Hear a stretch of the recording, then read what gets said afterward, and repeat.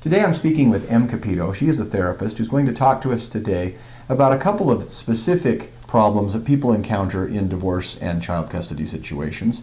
When a relationship is broken up, whether that's a married couple or a couple that's been together for a long time, and the way some of these things arise, maybe how to mitigate some of them, but at the very least, how to cope with them. Is that correct? Yeah. And then the other subject you're going to talk about is what? Some of the common pitfalls of co-parenting after the fact. Perfect. So we actually just spoke to some other people about this most recently, but that was about other lawyers and how they deal with people. We're going to talk with M here about the non-legal aspect of things, so you can deal with how you're feeling and more of the day-to-day sorts of things. Lawyers may step in and they may be able to get judges and commissioners to enter orders, but they're not really worth a whole lot if you don't have a lot of compliance. So tell us where you'd like to start. And before we do anything else, as we always do, would you give them the name of your practice and the phone number or the email or both, if that's how people can reach you in the event they'd like to contact you? Absolutely. Thank you. It's a pleasure to be having this conversation, Eric. I appreciate any opportunity to get the word out because going through these processes can be very isolating. And so getting more information is helpful. So my website is just my name. It's mcapito.com. That's EMCAPITO.com. You can find all my contact information there. And or you can reach me directly at my cell phone. It's 801-898-0842. As you noted, I'm a therapist. I'm kind of an unconventional psychotherapist in that I work from a more holistic perspective, working with women pretty much exclusively around difficult transitions, such as high conflict divorces and separations, or just navigating the decision as to whether to separate or divorce, and also working with women around co-parenting difficulties and these things. Because even after the divorce is over, you may have 17, 18 years left of navigating that relationship. It's just not over. And I think that's one of the common delusions that we're under without really realizing it, is that once the divorce is over, things will be fine. But really the relationship continues and it's just in a new format afterwards. That's the intention. The decree was meant to say, we've, especially over time, they've come up with parenting plans that are now part of a divorce decree and all those sorts of things. But one of the reasons that divorce law can be profitable for a lot of divorce attorneys is because you get a lot of repeat business from the same clients. Yeah. So not that kind of guy. I would like to make sure that people don't have to talk to their lawyers again, basically because the only people that really do well are the lawyers who get paid whether they win or lose in most cases.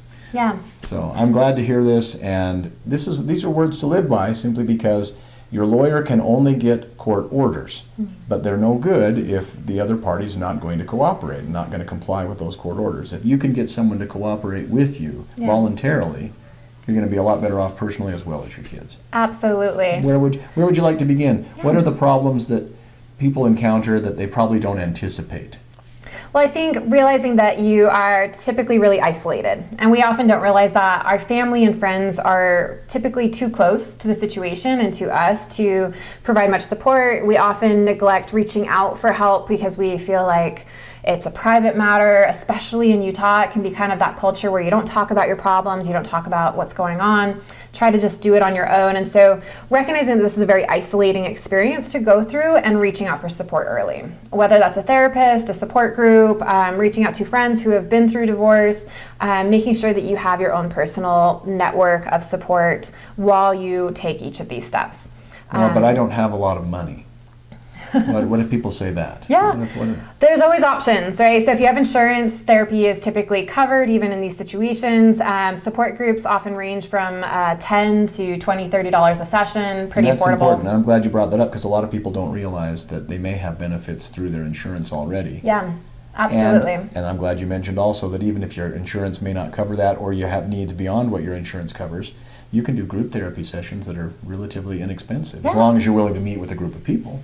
Which is often more effective in these scenarios because it's the commonality that you share that brings you out of isolation so that you feel like you can do this, that other people have gone where you've been, that they understand. And I run a support group, and the group of women, they are their greatest cheerleaders and accountability. It's not me as the therapist, it's the group. And so it can be very effective. Mind if I ask a few questions too? Because I think some people people are uncomfortable with the idea of going to therapy in the first place, and then finding out that it's a group might bother them, or other things like that. Is this a gripe session where people show up and just slam their ex-spouses and that sort of a thing?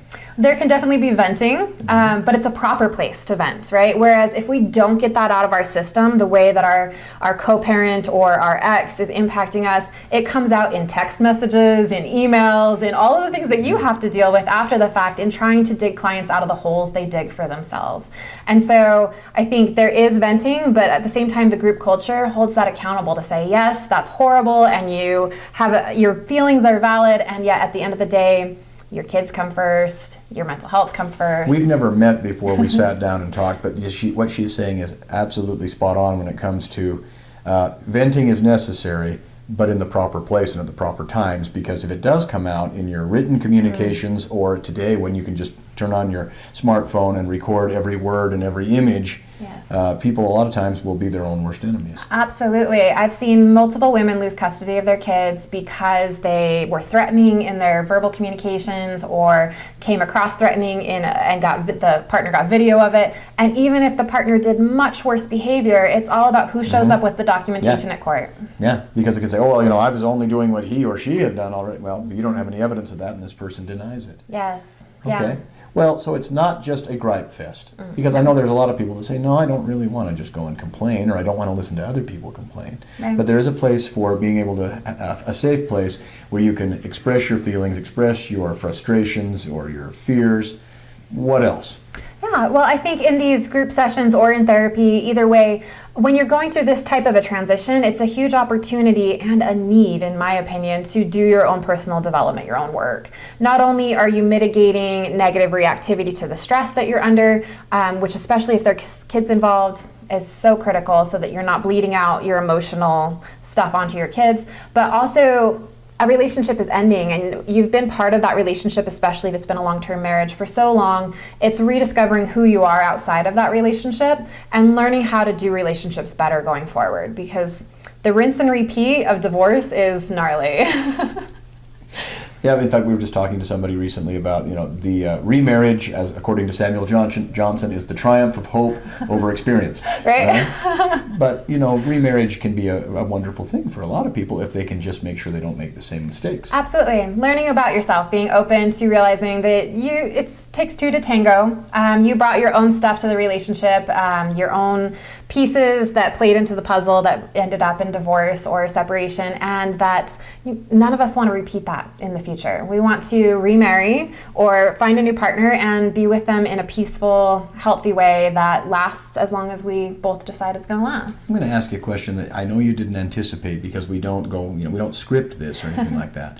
But do you find that the women, since it's women mostly, the women you deal with, the people you deal with, have some emotional or even mental pathologies that need to be identified? Or is it really just, no, these are normal people, none of us are perfect, and they just have to work through the normal effects of a breakup and the acrimony? Do you see the difference? Great question there.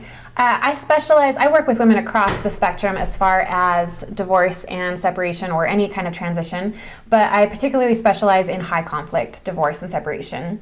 And in those scenarios, you typically, not as a rule, but there's a higher presence of a personality disorder or a significant mood disorder in one partner or the other.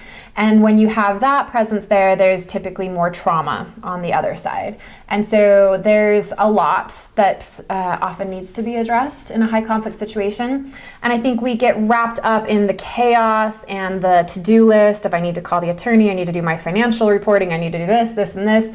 And we forget to pay attention to, oh, I'm dealing with PTSD, I'm dealing with reactivity to emotional trauma, or perhaps am I dealing with a personality piece that I've never seen before.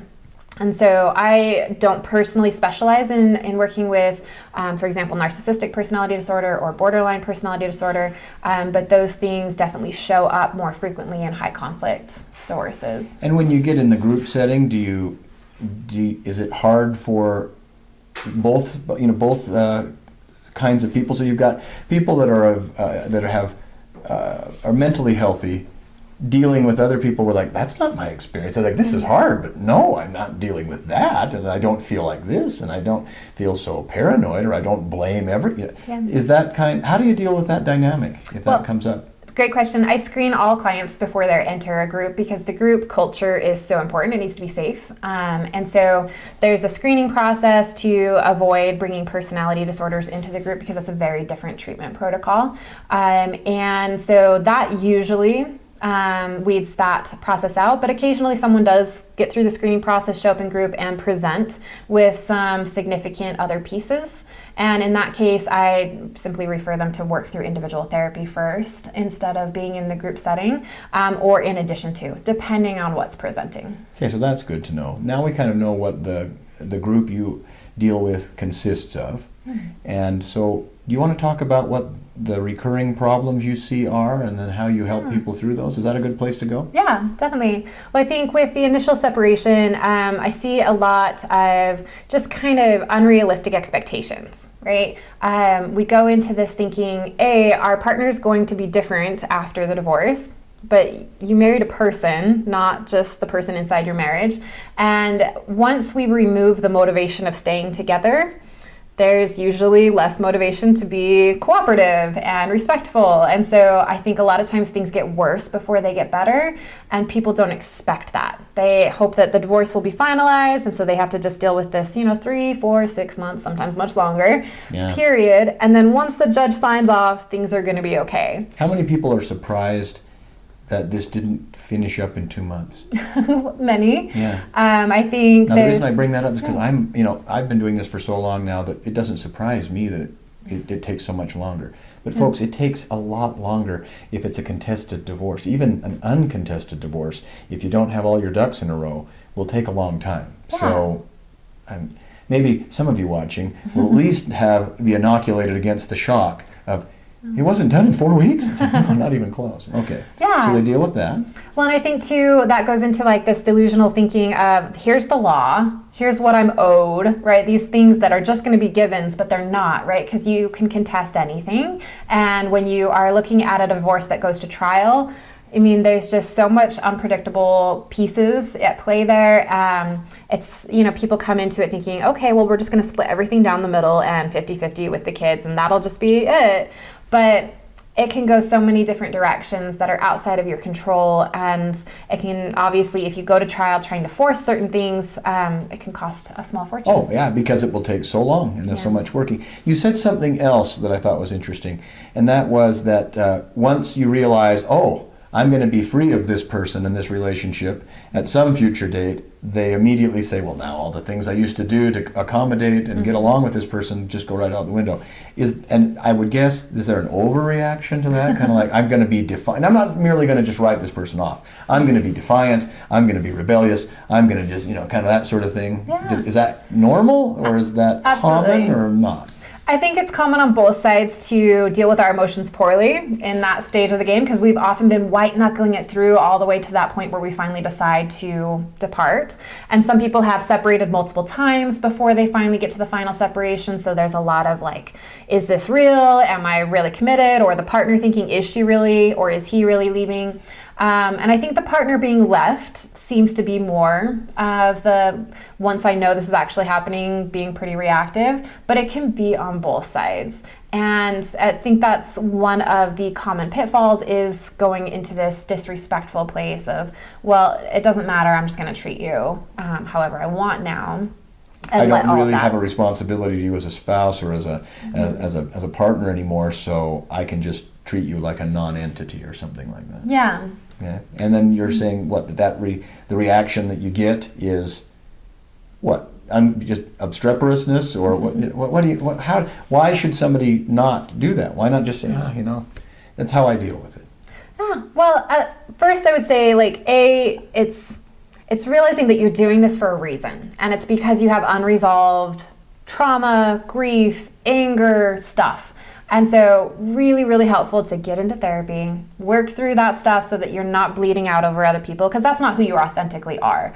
I have very rarely met someone who really, truly, deep in their soul wanted to be a jerk, right? We do that because we're dealing with unresolved emotions, bottled up emotions over time. And the best place to do that is in therapy, not in a way that impacts others negatively. And I think the reasons why we don't want to drop to that level is that A, we're fueling the fire. And especially if it's a co-parent, there's kids involved, you're fueling a fire that's going to go on for a long time. And it's going to impact the kids negatively. No matter how much you separate that, when you are disrespectful to your co-parent, it bleeds out onto the kids in stress, in continued tension, in difficulty in scheduling things or being flexible with one another. The kids feel it no matter how well you guard it. I'm surprised at the number of people who also don't seem to pay attention to this, but I want to know how much seriousness you give this. Is that if you're always bad-mouthing the other parent, the kids are going to say, well, that I'm part of this. Half of this DNA is mom's and half is dad's. And now you're saying what a terrible person this is. You're really saying I'm a terrible person too, or at least I have a tendency, or I might likely become a terrible person. Right. Does that happen?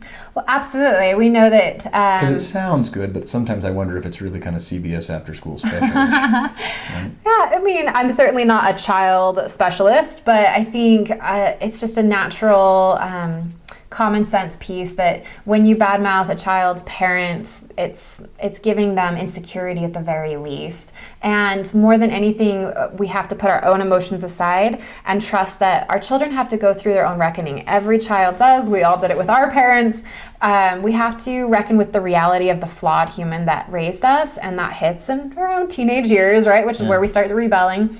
And when we put that weight on our children at a time when they're not ready for that, and it's never appropriate to come from a parent towards another parent, it creates all sorts of complications with that healthy process of detaching from parents, reckoning with who they are and loving them anyways, learning unconditional acceptance, which is so critical for their success in future relationships. Another common pitfall of like, oh, you don't want to go to dad's house, then you don't have to go. Right? Sometimes there is a time and a place, absolutely, for kids to be able to start to choose and make those decisions. But if I, as a mom, encourage my kids or jump on that opportunity to be like, oh yeah, they don't want to go over there anymore, I'm giving them the message that they can just escape from stress in their life, right? That they don't have to actually stick in it to persist and learn to set their own boundaries, learn to communicate their own needs, that they can just write people off. And that's a setup for lifelong relationship failures. Or just being too weak to see difficult experiences or difficult relationships through and work on them, right? Yeah. Don't work on it, just abandon it. Yeah, exactly. Then you see that play out down the road in the same ways. Unfortunately, the age-old rule with therapy is true. Like, childhood continues to play out until we really dig deep and start to understand ourselves. I hadn't thought of it that way, but that's a good point, is that if you don't encourage a good relationship, even with maybe a parent who is clearly not the better of the two parents. Yeah. But it's like, well, this is your parent. You're connected whether you want to be or not. Right. And if you just think you can write that off, well, you can't write off your boss. You can't, and you won't be able to write off your own spouse because, look, I regret this. I didn't want this relationship to end, and I don't want you to go into a series of revolving door relationships. Right. Absolutely. I've not heard that before from anyone else about you're trying to teach a child how to deal with what at least might start out as a difficult situation. Yeah. And rather than abandoning it, sometimes you just need to learn to get along, or you need to resolve those differences with the other parent. Yeah. And I don't know, I'm not a therapist, but sometimes I think most people, they go, well, I don't want a bad relationship, but I'm afraid, I'm insecure, I've been hurt, or I'm afraid of taking the risk of investing too much of myself in this relationship. It's better just to run. Yeah, no, absolutely. And in the short term, that feels pretty good. Oh, yeah. But it all comes down to attachment, right? And so depending on the age of your children, when you go through a divorce or a separation from their parent, you're impacting their ability to attach. And so we have this spectrum of a secure attachment being I was raised with parents who loved me unconditionally, and I feel like I'm 100% confident in who I am, and so other relationships aren't a threat to my identity. And then on the other spectrum, especially in divorce situations where there's a lot of loss or a lot of tension, a lot of fear of loss, I form an anxious attachment, right? Because I'm always a bit anxious about whether people are going to stay, whether they're going to abandon me, and then that impacts my relationships down the road. And on the other end of the spectrum, you have an avoidant attachment where I feel like I've been rejected. And that can happen when we badmouth parents and say you're badmouthing dad, and the son internalizes that as he's also bad, he's also not good enough, right? So then he's afraid of being rejected. You have a problem with this male in your life. I'm also a male. Yeah. Maybe there's something that's wrong with me too. Right, and I've seen that too, where women can get together with kids in earshot and badmouth men as a general rule, right? Like, as these dads are just horrible, they're, and giving that message, it can sink deeper than we expect with kids.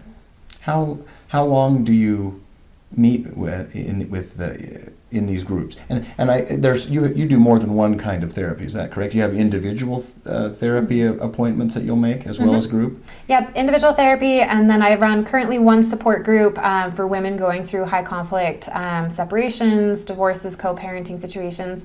And that support group is open, so people can drop in as often as they want, as they need to. It's really kind of important because typically, I would say 90% of the group members do have children, and so they are now single parents and dealing with work obligations, tennis practice, all those things. And so they drop in as they need to. They can stay as long as they want. Most of the members, I'd say, have been in the group 6 or more months, some of them for over a year.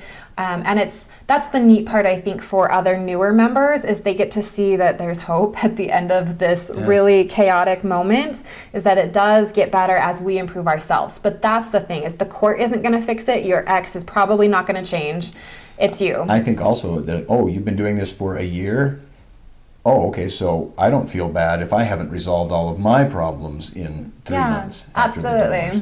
He's like, you seem like you've got it together, but you're still benefiting from this, from these meetings, from getting a chance to talk and all that sort of a thing. Well, it's a long-term game plan, right, as you've seen. I was involved in not a group therapy session, but probably about as close as you can get without it being therapeutic, where one of the things is that the people that would come and say, you've been doing this a long time and you're still working through your issues. Well, I guess I'm not as screwed up as I thought I was, and I don't feel so bad that if it's going to take me, if I'm worried it'll take me longer than I originally thought. Absolutely. I think that's the beauty of group, is that you get to see that we're all struggling with these issues. When I send a nasty message to my ex, everyone in that group has been there, right? And you get to feel, okay, no shame about this, just realizing I need to get back into therapy, or I need to talk in group, or I need to go have lunch or go to the gym, take care of myself, and then get back on track, right? Because it's just a continuum, and there's so many stages to this.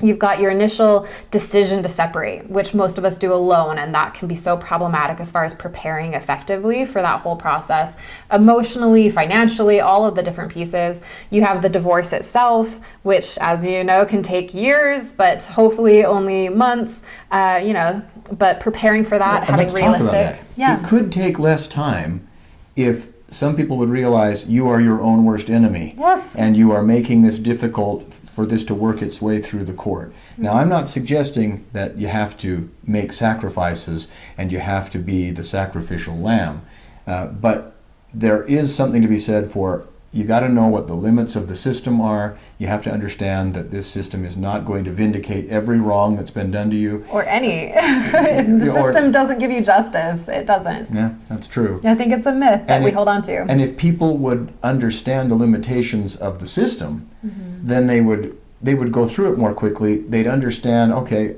it's not going to be perfectly satisfactory, so let me work with the people, let me work with my lawyer, let me work with my therapist to help me make the best of this bad situation and have realistic expectations so that I don't just continue. Because I think, I'm sorry to take the time here, but I just realized something. Is a lot of times people think, well, if I just work on it harder, if I try more, if I let time work as my ally, and all that kind of stuff, well, that can happen, but a lot of the time people just say, wow, this took a lot longer than I expected, it was a lot more expensive. It's like, because my expectations were so unrealistic. Right. Doesn't mean that you're stupid. You've never been through this before. And like you pointed out, people have this expectation. This is something that I'd like to share with you. You know, you kind of expect to be cheated at the used car lot. You kind of expect certain real estate agents, you know, if they're kind of shady, to give you a hard time. But you think, well, law, judges and lawyers, I mean, their product is fairness and restoring justice. Well, the fact of the matter is that they're in business just like anybody else, and there's so many of them, not all, but a lot of people are they're selling you a bill of goods. But why we believe that somehow justice and the courts are these bastions of perfection? No, you get a lot of people who are just phoning it in. And once you realize you may not be in a system that's working very well, you may not have a judge or commissioner who's particularly engaged, somebody who's jaded, well then you'll be disappointed, but you can work through it. Now you know what to expect, and you say, hey, the less time I'm in this system, the better. The sooner I can get myself out of here, the better. Right. I think we go into it thinking we can work through our emotions through court, which is backwards. And even if you had the best case scenario, if you had the best attorney, the best commissioner, the best judge, you had quick dates, right? They weren't overbooked, which they always get overbooked when we are having conflict. It's the holidays, right? Yeah. And even if you had that ideal scenario, you will be disappointed if you go into it seeking justice or a perfect outcome, because more times than not, your commissioner has maybe 20 minutes to see your case, and your ex may muddy the water. They may have an axe to grind with you, especially if they're the one being left. I see so often. The ends justify the means. It's like, how could you lie about that? Well, because you're the one that left. I deserve what I want. And so if I have to lie to ensure that I get what I deserve, I'm not. That's perfectly acceptable. Or if I can punish you financially by dragging this out, it doesn't even matter if I win. I'm getting vindication through the fact that you're paying for an attorney, paying for the fees, paying for the trial.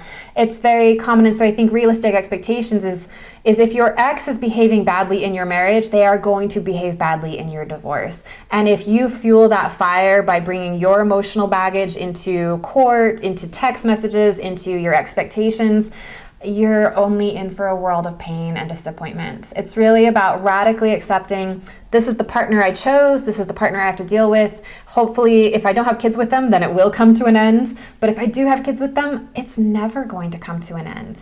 And so I need to just accept the person I'm with and do everything I can to protect the children and the peace of our relationship. Now, some are going to think at this point, oh, so really your job is just to lower my expectations. Can you explain the difference between, no, I'm not here to lower your expectations. What are you here to do? I think that's a fun way into it, because I think in extent that early therapy is about kind of changing your expectations from some magical thinking about justice or what healing is going to look like, and it's always about other people, you know, like this is going to change, my job is going to get better, I'm going to find the right career, my ex will start to improve, I'll remarry the perfect man or woman. Right? And readjusting expectations to focus on yourself and your own inherent power to respond to life in how you choose, right? That's all we have control over. And so when we let go of control over all those other pieces, we can actually find real peace, real happiness, real joy, even in the midst of all of this. And I think that's one of the most beautiful takeaways that the people that have been in the group a year or more share, is that it doesn't matter what my ex does now. It doesn't. Like, I feel sad for my kids when they're drawn into the drama. I feel bad for them when dad doesn't pay their cheerleading fees or whatever. But ultimately for me, my own sense of quality of life, I found that in myself.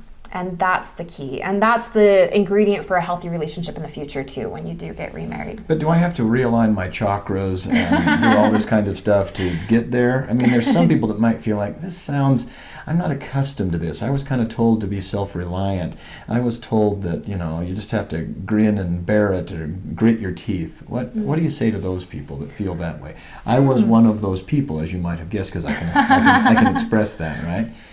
Is this a lot of new agey weird stuff? I mean, I think people think I want to believe what I'm being told, but how is that possible? How can I say it doesn't matter what this person who has mattered so much and had his or her hooks into me for so long, how can this be done? Yeah.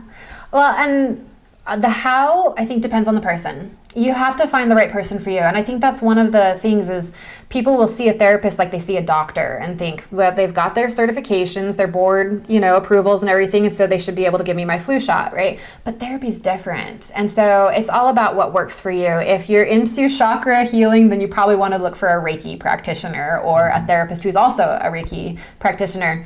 If you're into talk therapy, then there's going to be a lot more therapists that are fit for you. But a lot of people will go to their first therapy session, not find it a fit, and then write off therapy altogether. I went back to the gym years ago, and it was embarrassing. I shouldn't have been surprised, but I was humiliated by how out of shape I was.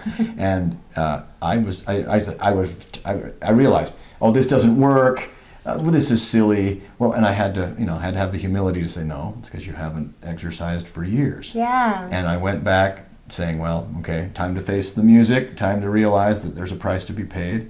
So I would agree with that. That if you go to your first therapy session and say, well, gee, all my problems weren't summed up and neatly packaged, well, it's a process. And the hard part is the first couple of times. You won't see any progress. Well, you won't. There's progress just in going, right? But you won't see it, or you won't feel better about it in the first visit necessarily. Don't be surprised by that, right? Yeah, I think when you find the right person, you tend to feel relief the first few sessions just because you're unpacking stuff that you've been holding back, gritting your teeth and bearing it, just white knuckling your way through. And that first time you unpack, it's uncomfortable, but you leave a little lighter. You're like, okay, there's this person that has my back that I can say anything to, and they can't tell anybody, to an extent. Like if you're going to murder someone, I have to. But that therapist upset me. That therapist said some things that I didn't like to hear. But if you're honest with yourself, like, because they were true, because they were uncomfortable, they were painful, they were things I've been trying to avoid. This person, and so rather than seeing that as a failure, it's like, wait a minute, this person appears to be pretty perceptive. Yeah. This person had got me to confront something that I've been able to avoid for a long time. Yeah. So be open-minded. But I also like what you said, is that different strokes for different folks. There are certain therapists who, through no fault of their own, you just don't connect with. Right. And does the therapist get upset and say the problem lies with you and you just need to change to suit me? Well, only a bad therapist would. Okay. I think one of my biggest pet peeves is in the therapy culture, there can be this scarcity mindset, this tendency to treat everything, to try to be everything for everyone.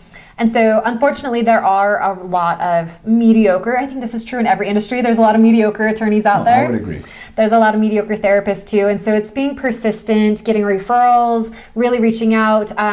For me, a good therapist is willing to do a free phone consultation. It usually only takes 5 or 10 minutes, but I want to screen my clients as much as they should be screening me because I want it to be a good fit. I don't want them to waste their insurance benefits or their cash on a session that's not good for them. And so I think that's a sign of a dedicated therapist. And having a less than optimal experience with the therapist doesn't mean the therapy may necessarily be the wrong thing, or that therapy in general. Yeah. You need to find the right kind of therapy and the right kind of therapist. Yeah, absolutely. And so it can be a bit of a journey. You might see 2 or 3 people before you find just the right one, but that right one it's golden. We're not talking about flu shots. Yeah. You are interacting with another human being, and does that mean you need to be best friends? Oh, goodness, no. Yeah, no, there's good, healthy boundaries there. I think every therapist is a bit different, but for the most part, you're not hanging out as friends. You're not learning about your therapist. I purposely don't have any pictures up in my practice of my family, specifically because of that boundary, to make sure it's about them, never about me. That's good. Yeah. I appreciate the time that you've spent with us, and I really appreciate some of the insights that I have never yet heard in all the other interviews we've done. So kudos to you for that. Thank you. And is there anything else you wanted to mention to us before we finish up, at which point I'm just going to ask you once again to give your name and your contact information for those that would like to contact you? Absolutely. I would say 3 primary takeaways that I always hope the support group members or my therapy clients in these situations take away is that it's, first off, child's best interest every single time, right? It's always what's in their best interest. And if you're unsure, get support in answering that question, because even if the co-parent is unhealthy, struggling, manipulative, it still very well is often the child's best interest to persist and deal with that. They may need some therapy and support, but cutting an unhealthy parent out of their life is often more destructive. So best interest for the kids before your own self-interest, which is hard to do without number 2, which is doing your own self-care. making sure that you're getting support, getting therapy, getting a support group, getting a support team around you, whatever it is that you need to take care of yourself. And that means sometimes like really prioritizing exercise, right? Or meditation or yoga or whatever it is that helps you ground into your authentic, genuine self so that you can show up that way for your kids when your ex is pushing buttons and trying to get you to react.